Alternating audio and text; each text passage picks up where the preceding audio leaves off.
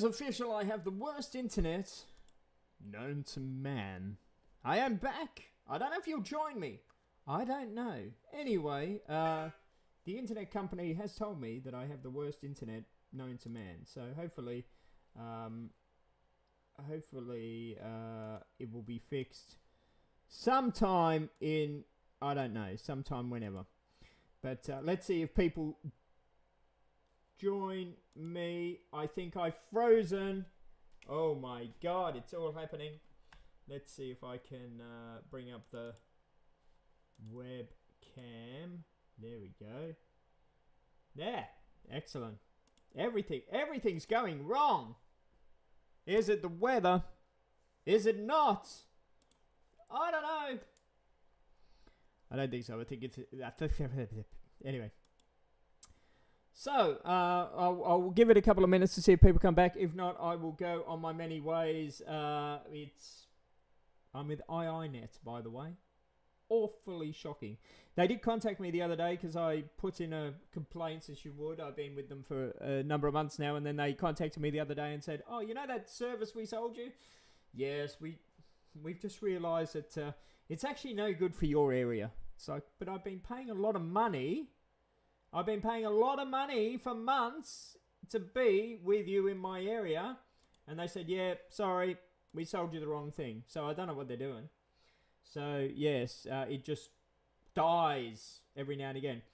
Will you sing the Frozen song? Let it go. I don't even know the words. Let it go.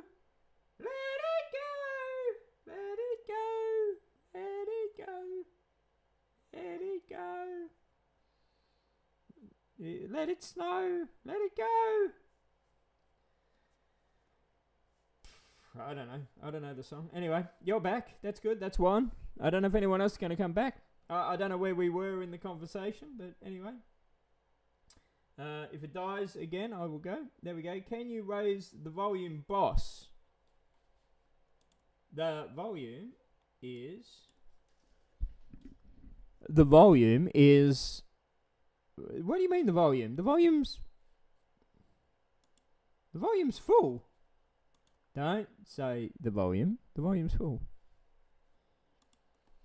Anyway, I don't know where we were in the conversation, but what's the time? I'll be here for maybe 15 more minutes or so, then I'll have something to... I'll cook me toasted sandwiches. That's what I'll do, and me pancakes.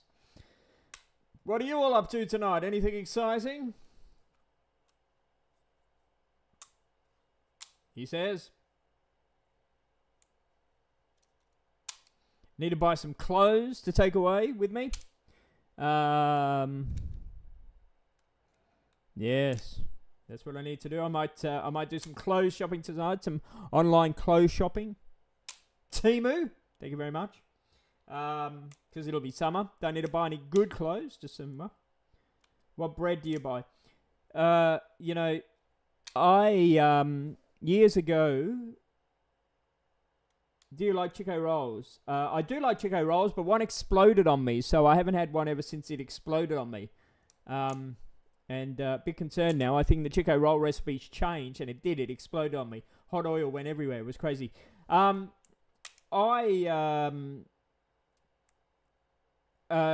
you're all back. Okay, stop. Right, okay, let's go through this.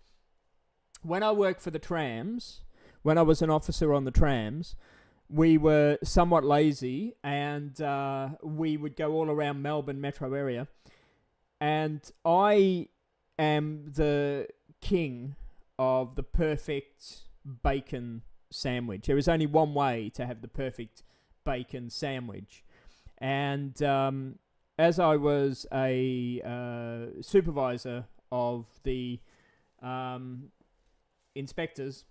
officers, I made a point that every day we would go to a different cafe somewhere in the Melbourne metropolitan area and have a bacon sandwich, and we would score the bacon sandwich on the marked scale of bacon sandwiches. When we went into the cafes, I would give them the instructions on making the perfect bacon sandwich. And only one cafe ever made the perfect bacon sandwich to my specific instructions. And I'm saying this, Rimmeroo, Indigo Died, whatever the fuck you want to call yourself these days, because when you're making things like a bacon sandwich or a toasted cheese sandwich, you can't use artsy-fartsy whatever bread. And I'm sure Misha will agree with me here.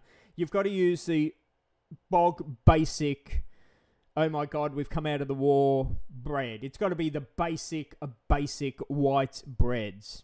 Okay? It can't be anything flash. It can't even be your tip top. It's got to be your basic of breads. And anybody that uses like sourdough or all this sort of crap, you need to slap yourself around. It's got to be the basic of basics. So bacon sandwich, toasted cheese sandwich, baked beans on toast. It's got to be the basic, cheapest white bread you can have.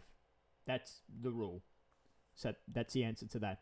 Sausage roll. Like a good sausage roll, again, it's got to be the old school basic sausage roll with tomato sauce. It can't be these artsy-fartsy sausage rolls.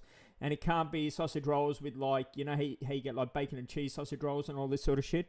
It's got to be like a sausage roll. The old school sausage roll.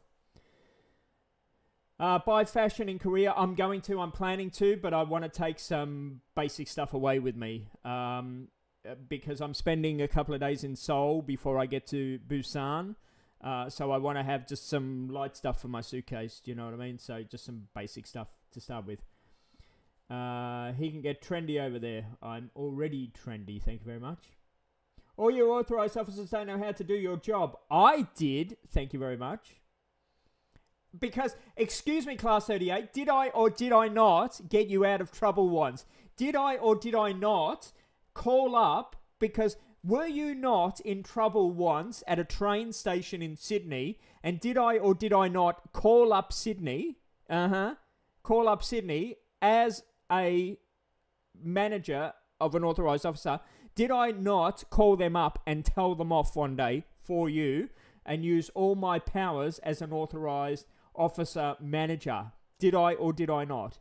And I called them up and I demanded to speak to their boss, and you remember, I got you out of trouble, thank you very much. I rang them up at the train station and I said, I am DA760, authorized officer, manager, yada, yada, yada, I wish to speak to, and I got you out of trouble. So don't you tell me, yeah, thank you very much. Yes, nobody here knows that story, do they? Yes, he was being a little thug at the train station, and the officers came. Yeah. The officers came, and they bottled him up at the train station, right? And little Lippy, let's call him Lippy, little Lippy, Class 38,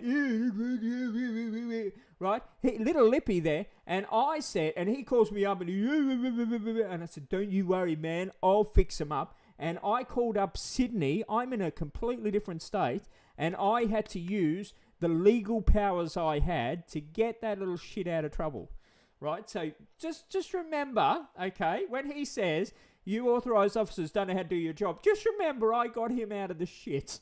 Thank you very much. Thank you very much. Indigo is a better name than Rimaloo. Did you buy any Rimaroos? I never called you Rimaloo. Did you buy any Rimaroos when you were in Japan? Did you buy many things? Yeah, really, Thug. Yeah, no. Like like Class 38, every time he used to come online, he used to pretend, oh, I'm an innocent little one. I don't swear. I'm really good, you know. And because if somebody would swear in the live chat, he would go, oh, don't swear. I don't swear. I'm a good boy, you know. And he was on the phone, and the officers are giving him a hard time on the platform and everything. And I heard him on the phone, and it was like, oh, here we go, right? And don't you believe this man? Okay, I got him. Yeah. You couldn't find any Rimaroos in Japan. Not as popular anymore, it seems. Yes. So what did you buy? Did you buy anything over there? I noticed you only went to the tourist areas.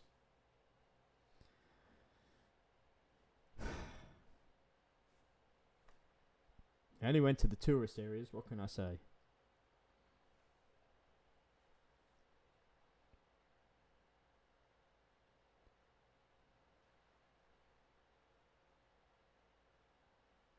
You're a man of many talents. Yes, you are. You know how to run away from the security guards. You know how to annoy the security guards. You know how to swear at the security guards. You know how to piss off the security guards. Yes, a man of many talents. You were escorting your family around Japan. Oh, okay. That would have been fun. Yes. Excellent. Well, I don't know if you remember your first time in Japan. I don't know if you remember this time in Japan. I don't know if you noticed a big change in the tourist area. And I've got to say, it's, the tourist area has really changed. Not for the better, of course, with the amount of tourists that have gone there now. It's kind of like sucky, sucky.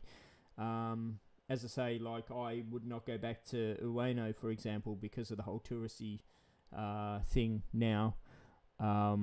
Even Tokyo, I'm reluctant to go back to. I'm only going back to Tokyo because my friend's there, type thing. But we're going to be doing stuff in Tokyo that the tourists won't go. Yeah, I'm going there for the baseball, for example, type thing. But I mean, yeah, you know what I mean. But there's really nothing over there now I really want to buy. The last time I was there, I don't know if you guys know, I scoured all of Japan, pretty much every big camera all around Japan for the final mini discs at every big camera around Japan, because Sony announced, of course, they're not going to make any more MD discs. So I've pretty much cleared out all of big camera for all their MDs. So I've got like so many empty MDs now, which is good. Indigo died for clothes. Maybe. I just don't like the name Indigo died. It just, I don't know. It just doesn't roll off the tongue. I want to explore Australia then the world. That my dad always said that. Class 38. He said when we were younger, they were the rules. He was like, my brother, my sister, my sister and I, we were not allowed to go overseas till we explored Australia. He said, explore your home and then go overseas. And that's exactly what you should do. You should explore your country before you go overseas. But again, don't just explore the cities, because one city is the same as the next city is the same as the next city. Explore the desert, explore the rainforest, explore the snow, explore the ghost towns. We've got so many ghost towns in Australia. And because you like trains, most of these ghost towns are associated with the trains, like where the old GAN used to go, for example. Where the Indian Pacific goes now, the old Indian Pacific, it used to have to stop at all these old ghost towns for water and everything, which of course it doesn't now. All these old ghost towns, they're pretty cool, and you can still go to them. Nobody lives there, but there's all old abandoned buildings and alike, and it's all pretty cool. So you should always explore your own country first. Do you have a license yet? Have you got a license in a car? If you got a license, you should do get the camper van for $1 a day. If you don't know that thing, you can take a camper van from one side of the country to the other for $1 a day. That's what I highly recommend. That way you've got accommodation. You don't have to pay for accommodation, and really see the country. I think everybody should drive the Nullarbor in their life. If you haven't driven the Nullarbor and you are an Australian, then you shouldn't be travelling overseas. You should be driving the Nullarbor. So that's definitely a must do. Any advice on how I can travel cheaply? Well, that's it. And that's get a camper van or get a tent. Once you're out of the city, once you're out of the metro areas, it's pretty safe to camp out there. There's nothing really in Australia that can kill you, apart from Australians. Once you're out in the once you're out in the bush, it's all pretty safe. We don't really have any animals that can kill you. The most expensive thing is the petrol. Make sure you got like RAC plus cover. That's regional cover. So if you're out in the middle of nowhere, if you break down or if your car dies or you've got have an accident or something, that you're covered, that they will save you and get you back home. Make sure you've got that.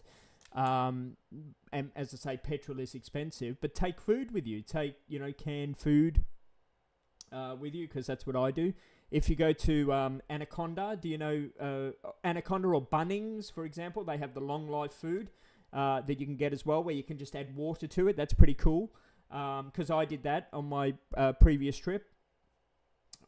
Like the army food, where you just have water, so that way you don't have to buy food when you're out there. But like you can get a tent from Kmart.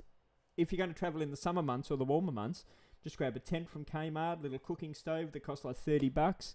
And just take your time and just slowly go across and just literally budget petrol, and that it's pretty cool.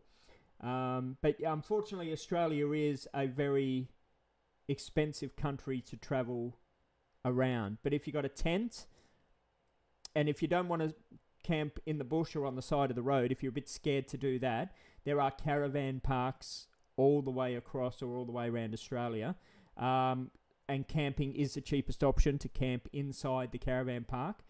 All the caravan parks are pretty clean, and you get, the bathroom with the toilet and the shower, and, grassed area where you can put your tent up, and you get electricity and internet and all that sort of stuff. And, I've done that. But again, if you don't want to camp, then Hertz or Budget Rent-A-Car or places like that, they do these camper vans with the bed in them and shower and everything. And if you do the return to base, they call it, and that's basically people drive these camper vans over to one side of the country. If you return it back to the other side of the country, you can hire these for $1 a day. So you've still got to pay for the fuel, but you can hire the camper van for $1 a day. That's a bargain. And you can say, okay, well, I'm going to take 2 weeks to take it back to you, or whatever, 2 weeks, 3 weeks, whatever you decide. And you can take these camper vans back to the other side of the country or around the country, and save yourself a fortune. That way you don't need a vehicle yourself. You take them back. If they break down, you just ring up the company and go, your camper van broke down, and they'll come and get you. And that's a really good way of doing it. But as I say, don't worry about cities, because Brisbane is the same as Sydney, is the same as Melbourne, is the same as Adelaide, is the same as Perth, and that. Go out and see, all the Cossack and,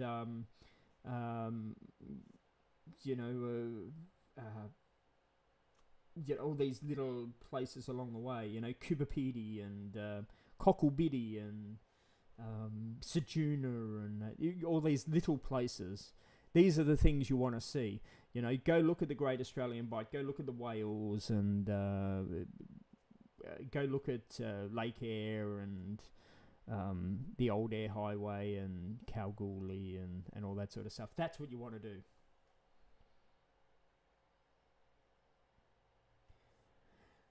Van life's great, and that's the thing as well. I mean, like, if you want to buy your own van as well, you can get a cheap van. And as I say, as long as you've got RAC plus cover, that's the countryside cover, you're pretty covered. You get a van, have a mattress in the back, you're laughing, I've done that. When I was your age, I literally had a van with a mattress in the back and one of those portable stoves, and an esky and canned food, and that's what I did. And I had a ball. Absolutely had a ball. So, and if you get a backpacker to go with you, or a friend to go with you as well to share the cost in petrol, you're laughing.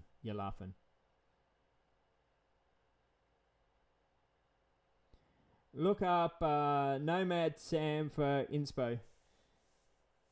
I don't think you need inspiration for something like that. I think spontaneity is a good thing. It's not it's scary till you start the drive. Once you start the drive, it's not as scary. Just drive during the day. Don't drive at night. Don't drive when the sun's coming up or going down, because that's when the kangaroos are out there. If you've never done big drives before, which you haven't, just take it easy. just never be in a rush. As you get experience in driving on country roads, you'll get more used to it. Once you're away from the city areas, there's nothing stopping you from just saying, okay, I'm in the middle of nowhere, I'm just going to stop here for the night. There's nothing, as I say, there's nothing out there that's going to hurt or kill you. There's nothing in Australia away from a city that's going to hurt you. We've got all these road stops along the way, the truck stops where all the trucks stop, like they're like petrol stations, but they're roadhouses as such. They're petrol stations, but they have like little restaurants and that on them, and that all the trucks stop there overnight and alike. You stop there, you can sleep there as well, in the car park. That's what I do. You're perfectly safe. You're absolutely perfectly safe. It's not a hard thing to do. Don't overthink it. Don't be scared. Once you start driving, just go for it. Just go for it. Where's the best place to hike? Well, it depends what you like, Do you like snow? Do you like mountains? Do you like... What do you like? I mean, like...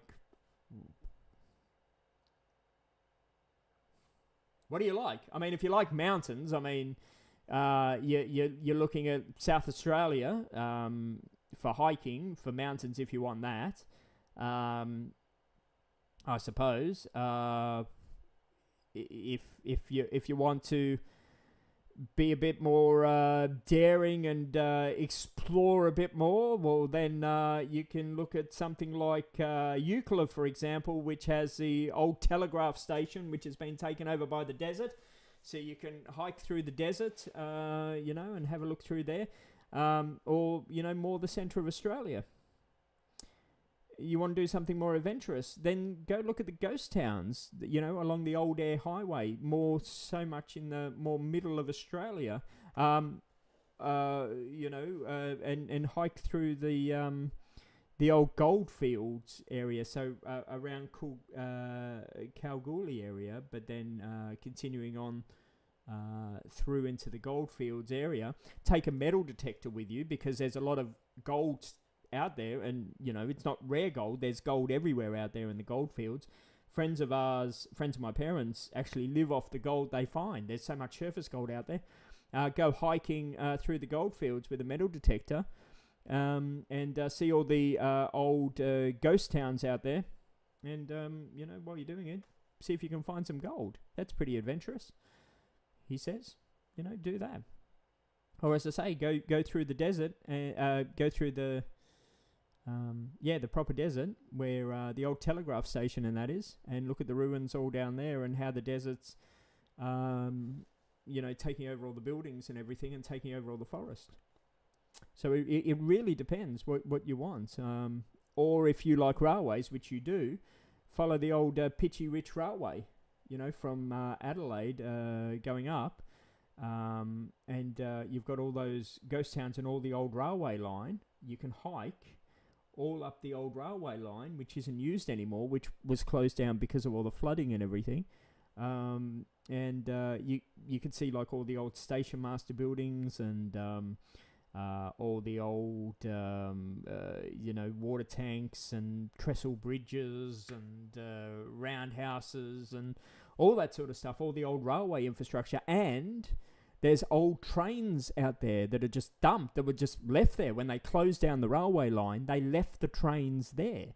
So, if you want to do the YouTube and that as well, that would be a great adventure, to literally do the old train line going up from Adelaide to the Northern Territory, and literally filming the old trains and everything that are just abandoned out there. That would be a fantastic hike. Corunda Railway Cairns, there we go. That'd be good as well. So, there's a lot of options and things out there.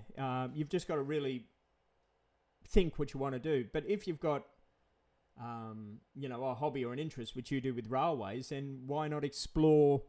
I suppose this is a good starting point. Pull out old maps off the internet of old railway infrastructure in Australia. we used to have really big infrastructure in Australia for railways. You know, most of our railways are gone now, but the infrastructure's still there. Old bridges, old, as I say, old stations, old watering things, all this sort of stuff. These would be great hikes, great adventures, because they didn't pull them down. They just left them there.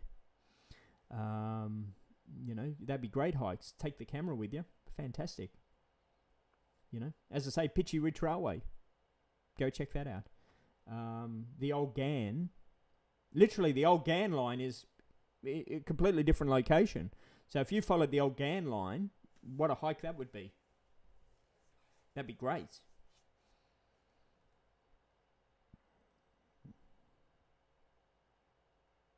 And they did. They literally just switched off the engines. When the new line opened, they just switched off the engines. They didn't even take the engines with them. They just said, yep, this line's closed. And they left the engines out there. You know, they're all rusting away and all that sort of stuff. So you'd find some really cool railway stuff out there. And, you know, you could do a really cool series about that. Hey, Josh. It was called the Central Australian Railway. There we go. See? You have a chat with Josh. You have a chat with Josh and you'd be able to maybe be able to get like some information about that. And, yeah, it'd be really good. I saw a little documentary about an area out there. Who did it? Somebody did it. Somebody did a documentary. I think it was Chris Tarrant or something. And of course he drove plus caught a freight train plus something else or something else. So, you know, that'd be pretty good, class. Any chance I could take the locomotive home? If you had a truck and a crane, I guess. I don't know. So yeah, there'd be a lot of adventures out there for you, class. You just have to literally do research of what you wanted to do.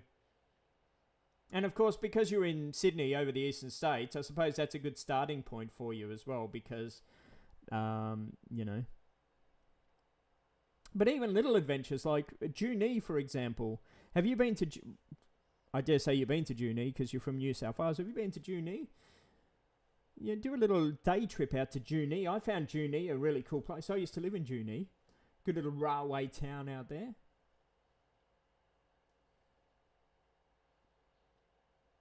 I couldn't figure out, when I didn't live in Junee for very long. The house I lived in was really cool. Really, really cool. And I always thought to myself, wow, my garden's always amazing. I've never mowed my lawn. I've never pruned a bush. And my garden always looks amazing. And I have no idea why. And one day I was talking to the person in the shop. And they were going, oh, do you like Junee? I said, yeah, Junee's a wonderful little place. I did. I really liked Junee. And I said, you know, it's a magical place. My garden's fantastic. I've never once had to tidy my garden. And I said, well, of course you haven't. And they said, because the prisoners do it. I said, what do you mean the prisoners do it? They said, yeah. The prisoners come out of the jail like once a week or something and tidy everybody's garden. It's like, huh?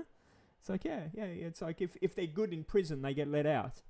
And they come and do everybody's garden in Junee. It's like, oh, okay.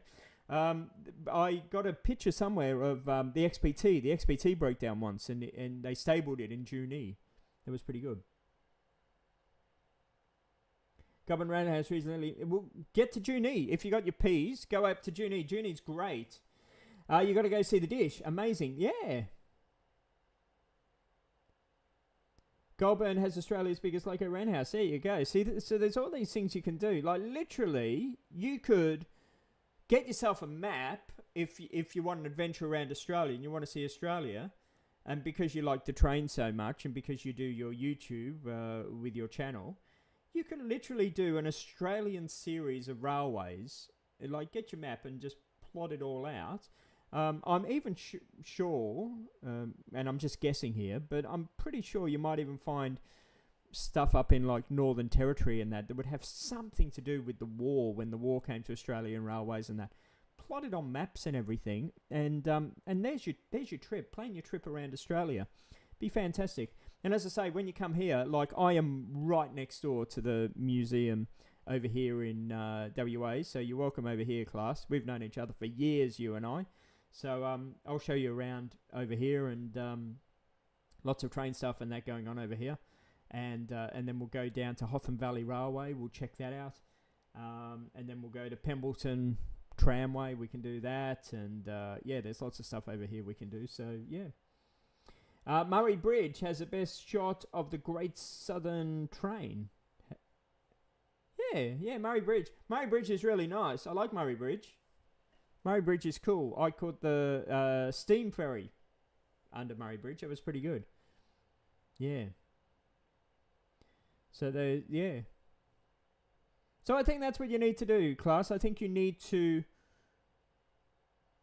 get a map, and you know, and if you get a map as well, and you're planning a road trip, an adventure around Australia, you can chase like the Indian Pacific and freight trains over Australia, like over the desert.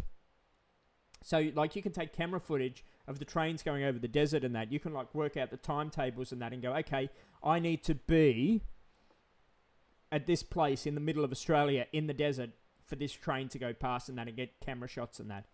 This could work out like fantastic for you if you planned it really good. The thermal pool in the Snowy Mountains is incredible. Yeah, there's so many good things.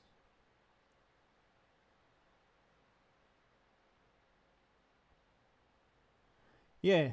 Once you're outside of the cities, Australia's a fantastic place. In the cities, but that's like any country. Like even when people go to Japan, I keep saying to them, why are you going to Osaka and bloody Tokyo and Kyoto? Because a city is a city is a city is a city is a city. Get out of the city, and there's pretty good stuff. And because you do have that hobby, because you have that interest, go for it. Even there's old railway lines that are not in use now. Going to Wagga Wagga, there's an old train line that's not in use anymore, and there's an old viaduct. I don't even know what the train line is. Maybe Josh knows. And they're old trestle bridges and that, and they're all falling away, and they're all foobar. They're all crap. But you can walk them. Some of them kind of go over the road every now and again and all. As I say, it's a completely disused line, but they look really, really cool. You know, you can go out there and get some pretty good camera shots. Get yourself like a little cheap drone. Just a little cheap drone like this. Get some great shots. Your YouTube channel could be gangbusters. If you did like a Australian series, it'd be great.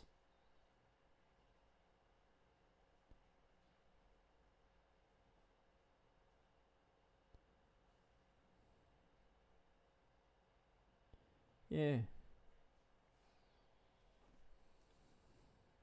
Think outside the box. Exactly. Think outside the box. Yeah. I'm pretty sure you'd be able to get a timetable of when all the trains, the interstate trains and that, are operating. And if you plan your driving around those trains, I think you'd be able to get some pretty good shots. And be able to work out a really good itinerary of driving plus getting really good footage that would then last you for like a really long period of time for your channel. Space tracking station, yes, that'd be good. There is so many things to see. So yeah.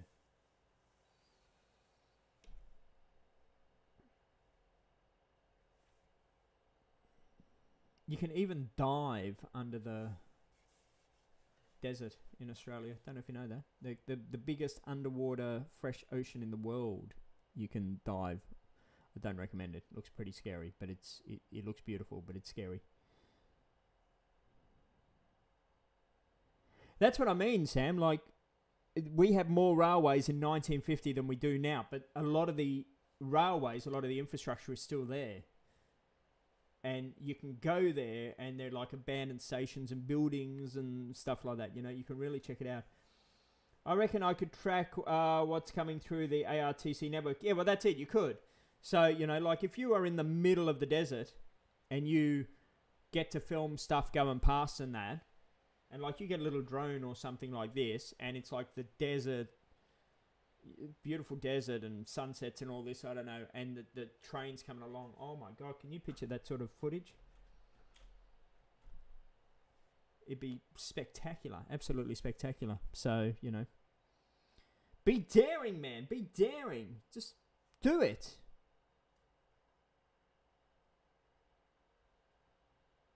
How do you stay safe in the Northern Territory with all the crime? Easy, don't go in the city. It's as simple as that. It's the same all the way around Australia. Stay away from the cities. If you don't go into Darwin, if you don't go into Alice Springs, you're safe. Just don't go into the city. That's it. Don't go into the city. The crime's in the city, where the alcohol is, where the little shitheads are. Don't go into the city. Just stay away from the city.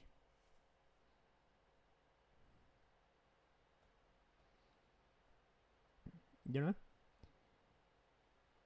If you're in like the outer suburbs at a caravan park in the outer suburbs, there's going to be no crime there.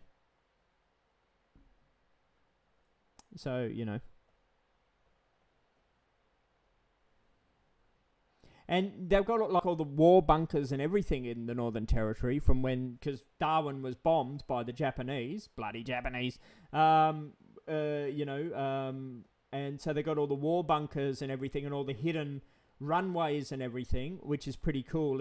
So you can go walking through the bush, and all of a sudden there's a runway. There's runways where the planes used to land, and then you'll see the war bunkers that you can actually go into, which are pretty good. You know, they go underground and that because, of course, when it was being bombed up in Darwin, I've done that. So, you know, you literally explore the bushland up in Northern Territory. That's pretty cool. So you got all that sort of stuff as well. And, of course, there's hidden railways up there, which isn't used anymore, which was, of course, associated with the war and that as well. So... you know, there's lots and lots of stuff, lots and lots of railway stuff that you can really cater for. Yeah.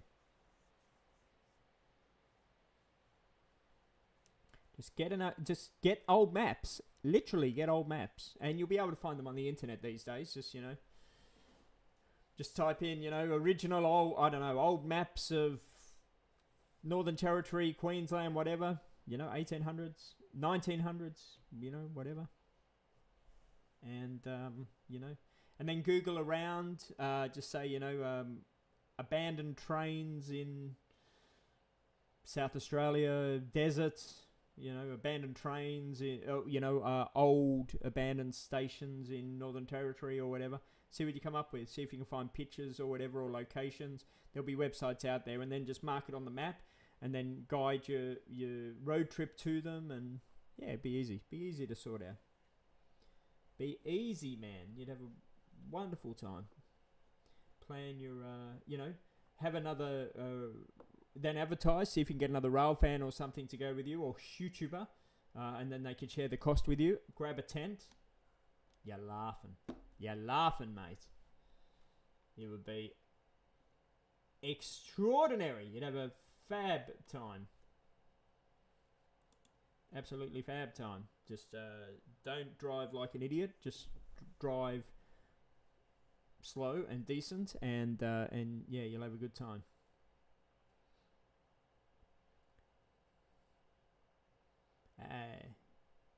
Take a little cooktop with you. You get them from Bunnings for like $30 or Kmart for like $30. Yep, good stuff. That's what you do. All right, final drinks, everybody. I'm about to go cook my toasted cheese sandwiches. That's what I'm going to do. Anyone want to say anything before I go? Any final thoughts or words? Anyone want to say anything?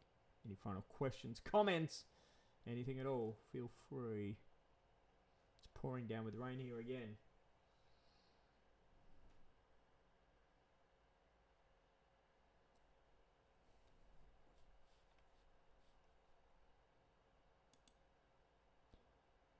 If you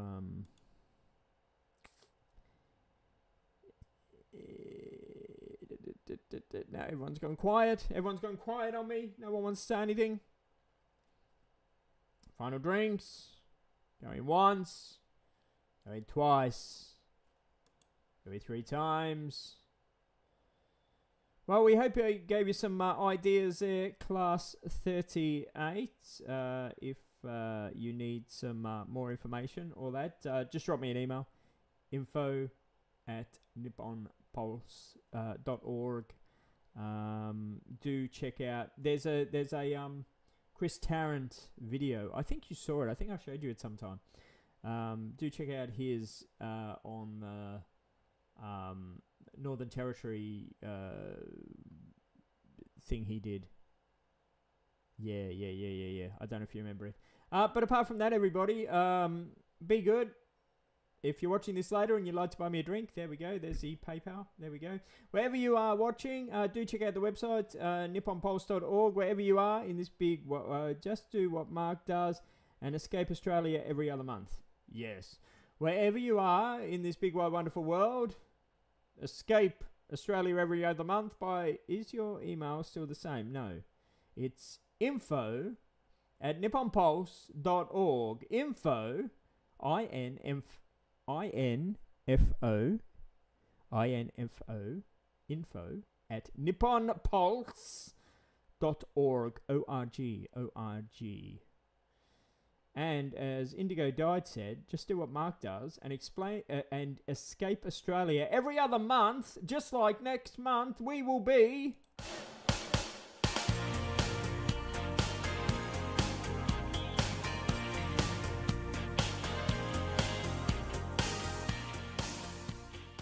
Wherever you are in this big, wonderful world, have a good morning, afternoon, evening, or night. We will see you again soon on the Nippon Pulse YouTube channel. Let's leave you with let's leave you with nothing because I've got nothing to show you.